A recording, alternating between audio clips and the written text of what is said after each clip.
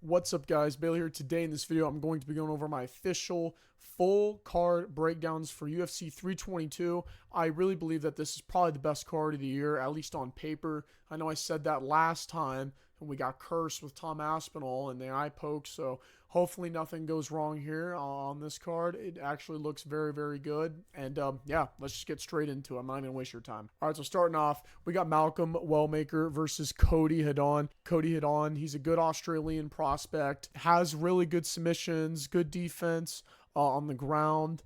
He does have some knockouts of his own. Now, however, I don't see any of that being really too much for Malcom Wellmaker, man. I mean, he's undefeated. He's got some serious KO power. I mean, two very destructive knockouts. Last one was against Chris Matinho. I mean, both of them are in the first round, and he just looks really, really good. He sets things up very, very well, especially when he throws the body kick, and then he gets the knee up, goes down, and just comes with a hook right over through the pipe. It's very clean work from Malcom Wellmaker.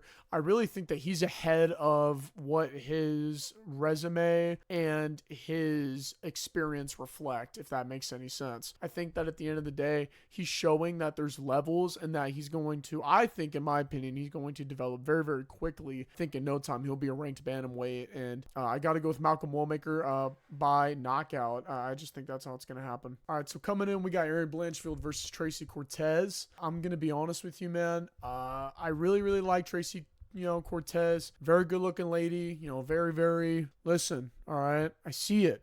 All right, I see the vision that's being put out there. I see it. But I just don't see her winning this fight, unfortunately. Erin Blanchfield, I believe, is just a little bit more well-rounded. I think her hands are a little bit better. Her defense is a little bit better. Her last fight, Tracy Cortez, I know she fought Rose Namajunas, which Rose is one of the all-time greats. But at the same time, she left herself very, very open. And, well, she even got dropped. Her eyelash came flying off. Shit was crazy, man. And, yeah, I just think at the end of the day, maybe she's improved, but I don't think she's improved enough to where I think she would be Erin Blanchfield. I just think Erin Blanchfield has a dominating ground game. She's more well-rounded. These two actually fought before, and Tracy Cortez won, but that was in the minor leagues. That was a long time ago. These two are virtually different fighters now, but I just think at the end of the day, Tracy Cortez, listen, she has good grappling where she can compete with Erin Blanchfield, but I just think Erin is more well-rounded. I just think she's going to, just pepper Tracy Cortez with more shots. I think that if she does take Tracy down, it will be more in her element. It will be more even in that regard, but I do think Erin Blanchfield will win. I don't have a problem with kind of whoever really wins this fight. I'm kind of indifferent. I also saw on UFC Embedded that, especially Tracy Cortez coach was talking about how the winner would have, some number one implications to it. I got to be honest, man. Shevchenko or Zhang Wei Li, whoever's coming out on top this weekend, they're going to fuck these two people up. I mean, it won't even be close. You're talking about a really, really big competition jump. You're talking like, I'm not going to lie. I mean, with absolute all due respect to these two fighters right here, these two ladies, when you're comparing these two to Valentina Shevchenko and Zhang Wei Li, literally all-time greats. We're talking top 5 all-time greats. These two don't hold a fucking candle to what they've achieved. I mean, their ground game's not as good. They don't pack power. They don't pack nearly the same striking experience. I'm not going to lie. Whoever wins this match, they're kind of cooked. All right, moving on. We got Roman Kopylov versus Gregory Rodriguez. This is Roman Kopilov's kind of his bounce back fight from Paulo Costa. I actually had him winning that fight, but no.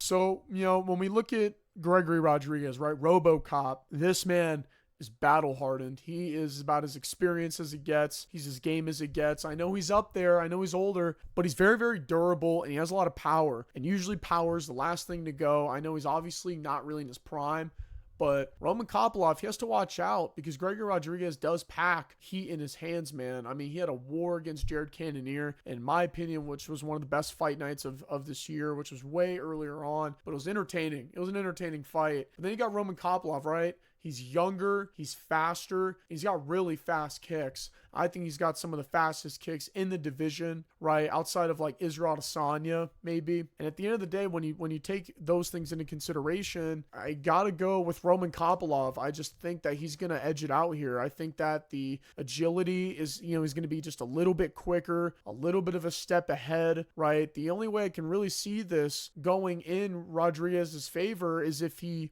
does one of two things. Either one, straight up ends it in the first round. No fucks given, just walks out and goes, you know what, I don't care. You're here, I'm here, and finishes Roman in the first round. Or paces himself and then eventually waits to just kind of crack Roman Kopylov with a good hit, really. But either way, I just don't see it playing out for Gregory. I just think that Roman Kopylov is he's gonna edge out this win here. Next, we got Bo Nickal versus Rodolfo Vieira. Rodolfo's got a decent amount of submissions on his record. He actually is a very good guard. He's very experienced in his jiu-jitsu. I don't know if that's something that Bo Nickal really wants to hop in. In my opinion, I think Bo Nickal is overrated. I'm just going to be honest with you. I know he's got power in his hands. We all have power to a certain level. I just think that the more and more Bo Nickal is going to fight these experienced guys, the more he's going to find out that he can't just wrestle his way in every single time. I mean, hell, he got TKO'd against Rainier de Ritter. I think at the end of the day, I got to go with Rodolfo Vieira on this one, even though I feel like Bo Nickal is going to win because of plot armor, and I just feel like he's going to win because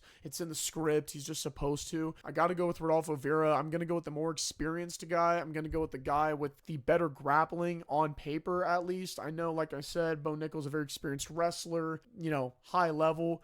But when you're going against jiu-jitsu, it doesn't matter at the end of the day. And I think Bo Nickal, at the end of the day, I just think the experience gap, it's going to make for something. I think that it's really going to show here in this fight. And if it doesn't, it definitely will later on down the line. All right, next, we are in the main card. First fight, we got Benoit Saint-Denis versus Beneil Dariush. Now, with Beneil Dariush, I know that he's not particularly in his prime anymore. I still think that he's got some little left in the tank here, man. He's got great grappling. He's obviously known for that, but he also has he's got some power.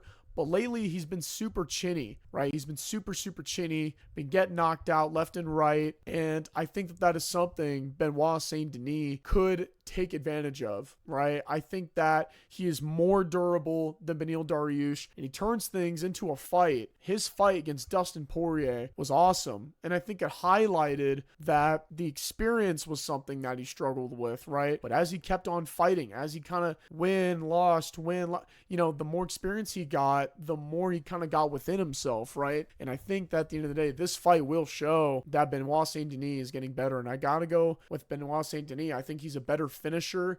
I think he turns things into a war. He just turns things into a fight, and I can't go against that. Beneil Dariush, I can't really pick him in this stage of his career. While he is still high level, I don't think that I just don't see how the fight is going to go in his way. I just don't see where, and even on the ground, Benoit Saint-Denis, he has a good ground game too. You know what I mean? I say damn near better than his hands. So I think at the end of the day, kind of wherever which way this goes, Beneil's in for it. He's in for a fight. He's in for a war. Because that's what Benoit Saint-Denis does, is he pushes the pace and he just keeps on going. He doesn't care about what you're going to do, what you're going to throw at him. He's just going to go 100%. So I got to go with Benoit Saint-Denis here, man. I think he's going to pick up the win.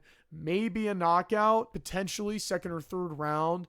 But this could go to the ground as well. I don't see Benoit going for like a submission, more of a ground and pound kind of thing here. But yeah. All right, so coming to next, we got Leon Edwards versus Carlos Prates. I really feel like that this is the people's main event. I feel like this is one of the fights that we're coming here to see, and it's going to be really, really exciting. Let's talk about Leon Edwards' situation, okay? Let's break it down. First of all, Leon Edwards is a very clean and technical striker, in my opinion. And this might be a little biased, and this might make zero sense even, but I do feel like he is the best striker in the welterweight division still as of now. I feel like his striking is the cleanest. I feel like his kicking and his kickboxing is the cleanest. Jack Della Maddalena has very smooth boxing, but that's not what he's known for, right? He's not known to be this very smooth hitman tactician. He's known to be very aggressive, have high volume, and other things that we'll get into later on in this card. Something that Leon Edwards has going on, or I guess something that he doesn't have going on, the fact that he gives up many times, right? Like in his fight against Bilal Muhammad, his fight against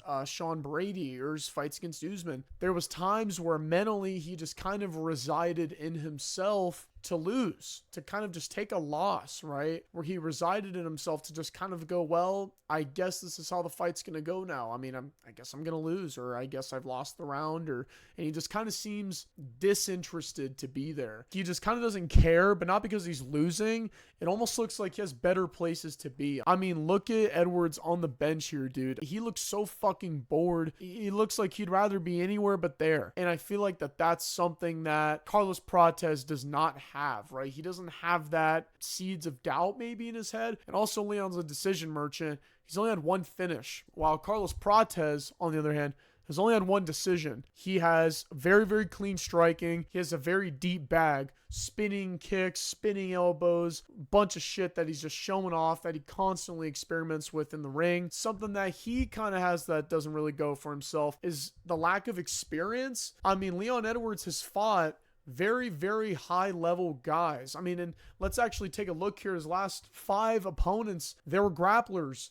You know, Sean Brady, Bilal Muhammad, Kamaru Usman twice, you know, and then Nate Diaz, Colby Covington, right? I mean, the last 5 opponents he's faced have been not just grapplers, but some of the best ones that we've seen in the division, and really maybe of all time, right? I mean, Kamaru Usman is debatably one of the greatest of all time. Sean Brady, in my opinion, is the best jiu-jitsu in the division as of now. And Bilal Muhammad, obviously, his wrestling and grappling is what got him to championship level status, and he beat Leon. So I think at the end of the day, this is going to be a different fight, because now we're seeing striker versus striker. And we also have to remember the fight against Sean Brady was on late notice. He was supposed to fight Jack Della Maddalena, but that didn't happen. So I think that this fight is going to be different. And this fight's going to be very, very interesting, considering that Carlos Prates isn't as experienced. He hasn't faced as high of a level of striking. And it's going to be very interesting to see just how Prates intends on closing that experience gap. With all of those things being said, I think Carlos Prates is going to win. He's bigger, he's taller, he's got more reach. You know, as far as the weapons are concerned, I think this is about even, but I just think Carlos Prates is hungrier, and I really think that there's a possibility that we could see someone get finished, especially from Carlos Prates. I gotta go with him. Next, we got Michael Morales versus Sean Brady. Sean Brady, man, best jiu-jitsu in the division, but the question is he durable enough to handle the heat that Michael Morales is packing? Michael Morales, he's got a lot of KO power, right? We saw his fights, latest performance against Gilbert Burns, very, very impressive. But we have a question for him too, is will the grappling be too much? Is the takedown defense there? Is the defensive jiu-jitsu there? Are all those things there, right? And those are questions that we don't really have too many answers to, right? I mean, and yeah, we have had looks of his takedown defense, like I said, against Gilbert Burns, right? Like when he's been pushed up against the cage, things like that. But to make a short thing a whole lot shorter, I'm going to go with Sean Brady on this one. I just feel like that he is more well-rounded. Michael Morales seems to have really, really good hands and a lot of power, and I think he could finish Sean Brady. I mean, fuck, Bilal Muhammad finished Sean Brady. But Sean Brady, I think he's going to press it against the cage. I think he's going to grapple, take his back. I think he's going to do a lot of those things and make it his fight. I just think that the grappling, it's just simply too much for Michael Morales to handle. But I do see these two fighting on later on down the road for sure. But I do think Sean Brady's going to win. I think possibly either by submission, or if not, then a decision. Next, we got Valentina Shevchenko versus Zhang Wei Li.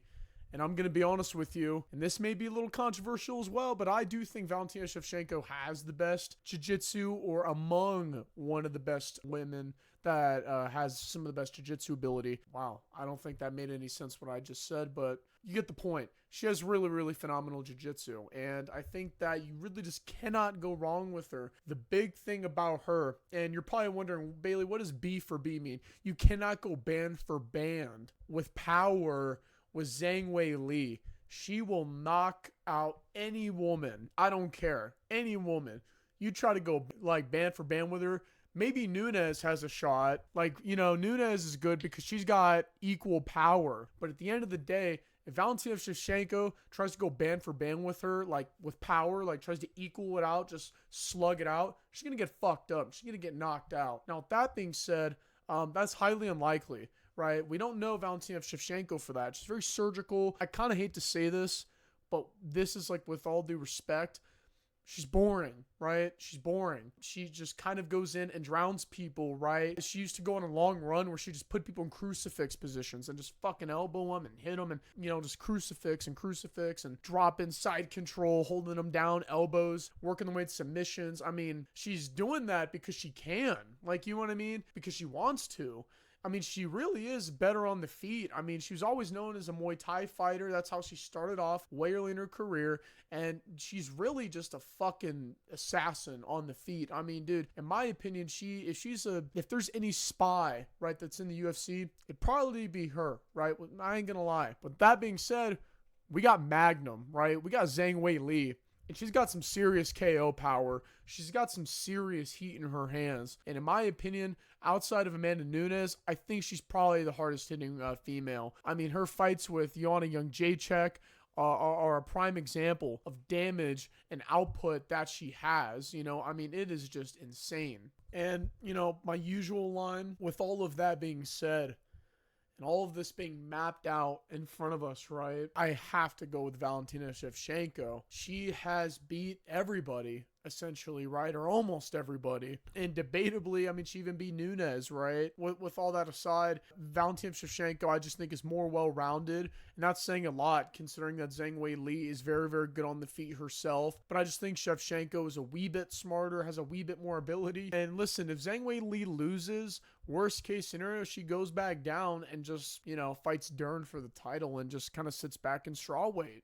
But if Zhang Wei Li wins, that would be awesome. And I think it would set a stage for a new rivalry that would revive women's MMA. That is very much needed. You know what I mean? It is very much needed. So if Zhang Wei Li wins, it wouldn't make me mad at all. It wouldn't make me mad one bit. But I do think that Valentina Shevchenko is going to win just because her ability, her well-roundedness and skill, it's off the charts. It is just really something else. All right, next, we got the main event. We got Jack Della Maddalena versus Islam Makhachev. And look, man, Islam Makhachev moves up from lightweight. He goes, look, I'm vacating. Right, Belal Muhammad lost. Jack Della Maddalena, I'm coming for you, brother. You know, and now here we are, right? Islam looking like a unit at 170, right? I mean, I know in the photos now he kind of looks the same, but, you know, listen, let's break down Islam Makhachev, right? First of all, I do believe he is more well-rounded than Jack Della Maddalena. We have seen that.